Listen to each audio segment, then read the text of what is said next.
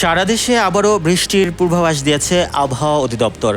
মৌসুমি বায়ু সক্রিয় থাকার পাশাপাশি সাগরে লঘুচাপের প্রভাবে রোববার সকাল থেকে কক্সবাজার সহ উপকূলীয় অঞ্চলে বৃষ্টি শুরু হয়েছে।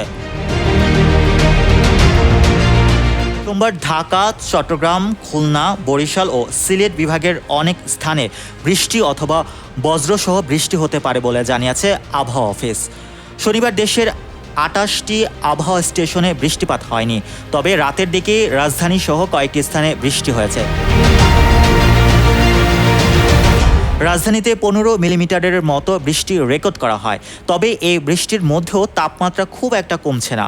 বাতাসে জলীয় বাষ্পের পরিমাণ বেশি থাকায় গরম অনুভূত হচ্ছে। আফরোজা সুলতানা বলেন, এই সময়কার বৃষ্টির বৈশিষ্ট্যই এমন, বৃষ্টি হলেও গরম কমে না। Mohammad Rasel, news 21 news desk.